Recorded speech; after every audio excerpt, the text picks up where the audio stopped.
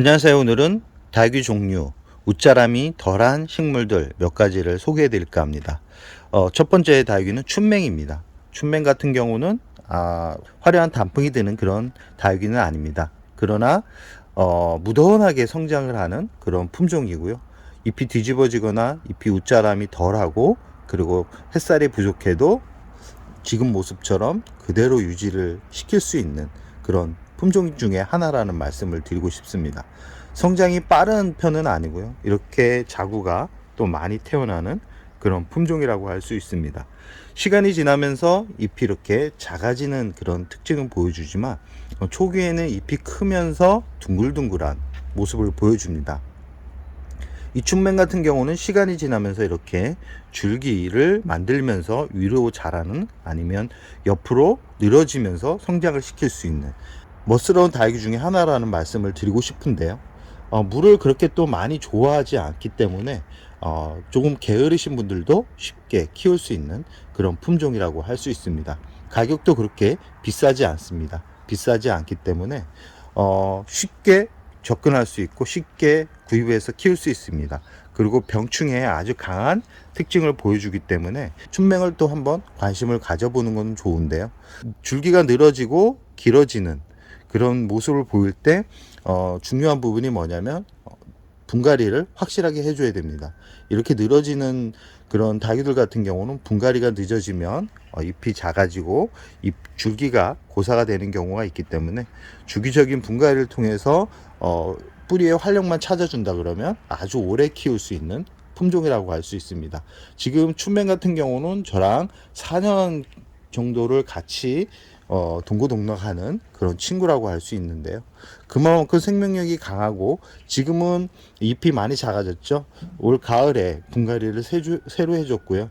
그러고 나서 이렇게 새로운 자구가 다시 태어나고 있습니다. 아마 내년 봄에 또 분갈이를 해줄 텐데요. 내년 봄에는 상토나 화해형 피트모스 비율을 좀 높여서 분갈이를 해줄 예정입니다. 이렇게 잎이 작아진 다육이들 같은 경우는 거름 성분이 있는 그런 흙을 좀 많이 써서 한 해는 좀 풍성하게 키우는 그런 환경적인 부분을 만들어주는 게 좋다라는 말씀을 드리고 싶습니다. 두 번째 품종은 뭐냐면 백봉입니다. 백봉 같은 경우도 무던하게 자라는 그런 품종인데요. 지금 제가 물을 많이 좀 굶겼습니다. 물을 굶긴 이유는 이 무름 증상이 약간 보여가지고 좀 물을 굶긴 상태다 보니까 잎이 이렇게 하엽이 많이 져가고 있는데요. 내년 봄쯤에 분갈이를 통해서 다시 회복을 시키면 되니까, 이런 모습을 가지고 있는 백봉이 있다 그러면 너무 스트레스를 받지 않는 게 좋습니다.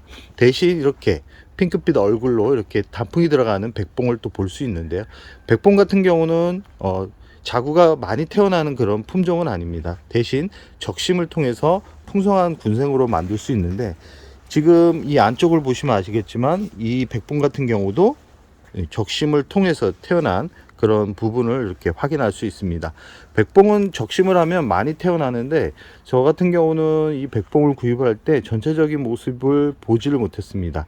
왜냐하면 잎이 다들 커가지고 이 안쪽이 어떻게 만들어졌는지를 확인할 수가 없었기 때문에 받아놓고 좀 후회를 했던 그런 부분이 있는데, 지금 보시면 아시겠지만 적심한 부분부터 시작해서 줄기가 우후죽순 이렇게 균형 잡힌 그런 모습으로 자란 게 아니라 여러 갈래로 이렇게 퍼져나가는 모양을 만들기가 쉽지 않은 그런 모습으로 변해가고 있지만 충분하게 나중에 이 줄기를 깊게 내려서 심으면 또 이 백봉 얼굴을 이렇게 모아서 이렇게 만들 수 있는, 그렇게 만들 수 있기 때문에 이 부분도 너무 스트레스를 받지는 않고 있습니다. 우선 겨울에 이렇게 예쁜 모습을 보다가 이 봄에 전체적으로 분갈이를 하면서 뿌리와 이 줄기 사이사이를 잘라서 새로 심어줄 부분을 따로따로 이렇게 미리 생각을 해가지고 키울 예정이기 때문에 지금 모습을 그냥 이렇게 바라볼 수 있기 때문에 이 백봉 자체도 겨울에 참 멋스럽게 예쁘게 볼 수 있는 그런 다육이라고 할 수 있습니다. 이 백봉 또한 물을 겨울 같은 경우는 그렇게 많이 좋아하는 편은 아닙니다. 그러나 너무 굶겨버리면 이렇게 잎이 말라가는 성질이 강하기 때문에 겨울이라 그래도 잎이 약간 말라간다 그러면 물을 조금씩 주면서 성장을 시키라는 말씀을 드리고 싶습니다.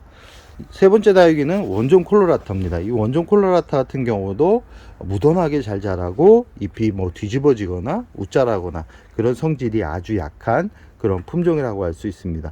요즘은 원종 콜로라타가 잘 보이지 않습니다. 원종 콜로라타가 잘 보이지 않는데 구입하기가 그만큼 쉽지는 않은데 이 구에서 키우면 아마 매력을 듬뿍 느낄 수 있을 거라고 생각을 합니다. 생명력이 아주 강한 품종 중에 하나인데요. 지금 이 원종 콜로라타 같은 경우는 대략 저랑 거의 아까 춘맹처럼 4, 5년 이상 같이 동고동락하고 있는 친구인데요.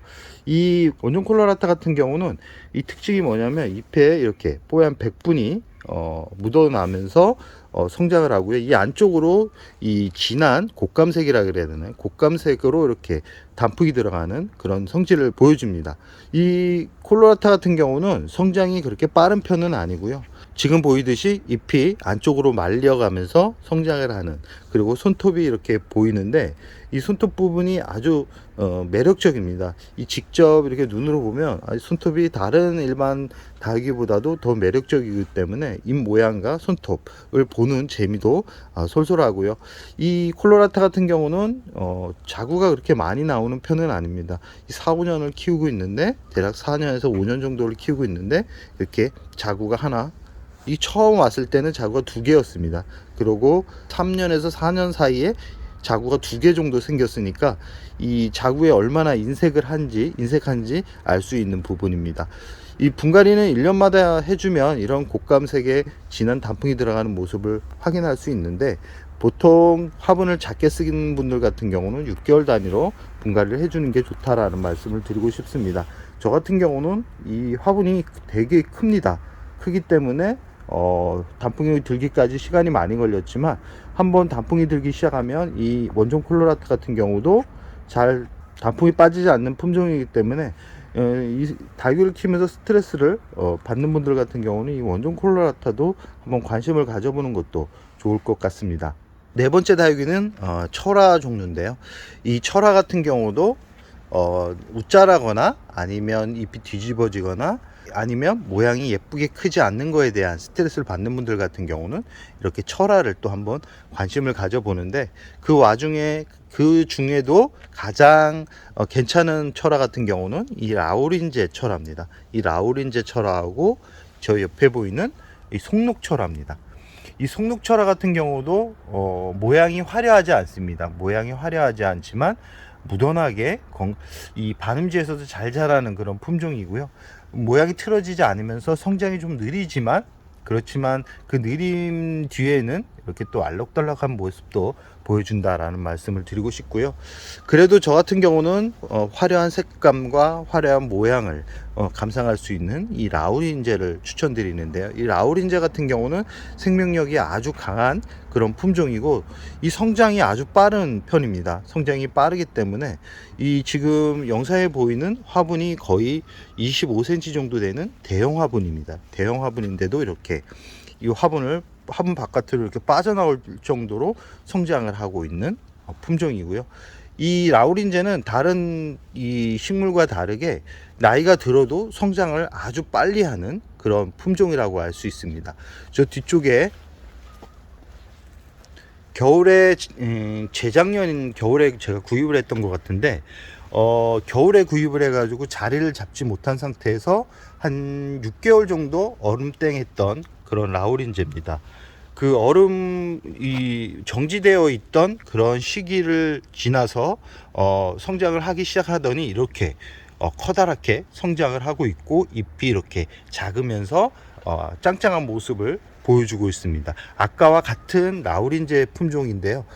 모양이 완전 다르죠. 이렇게 다른 모양으로 키울 수 있는 그런 품종이 흔하지 않은데, 이 라우린제 같은 경우는 같은 이름을 가지고 있어도 변화무쌍하게 성장을 하는데 이 일반 철화 같은 경우는 단풍이 들어가는 다육들이 그렇게 많지 않습니다. 그러나 요즘은 또 단풍이 들어가는 품종들이 이렇게 매창 위주의 품종이 있다 그러면 그 다음 화려한 그런 철화 같은 경우는 라우린제도 화려함이 매창만큼 크다라는 말씀을 드리고 싶고요. 이렇게 모양을 만들어가는 재미가 일반 다육이보다는 이 철화가 더 만족도가 높을 겁니다. 이 철화 같은 경우는 생장점이 이 정상적으로 나오는 부분이 있고 이렇게 생장점이 없어 가지고 이 다 비정상적으로 이렇게 변이가 온 모습을 보여주지만 이 생장점이 정상으로 돌아오는 이 쌩얼 부분이 생긴다 그러면 철화를 오래 키우고 싶다 그러면 이 쌩얼 부분을 제거를 해줘야 되는데 이 쌩얼 부분이 있으면 다른 쪽도 정상적인 부분으로 돌아갈 가능성이 높기 때문에 그럽니다. 그러나 이 철화를 키우면서 완벽한 철화보다는 이렇게 쌩얼이 들어간 철화가 더 예쁜 모습을 보여준다라는 것은 또 어쩔 수 없는 부분입니다. 이 다육이 이렇게 무던하게 자라고 옷자람이 덜하는 다육이 같은 경우는 이렇게 잎이 통통한 다육이들이 대부분입니다. 그리고 이 파키피덤은 제가 매번 소개를 해드립니다. 이 파키피덤 같은 경우도 옷자람이 덜한 그런 품종이고요.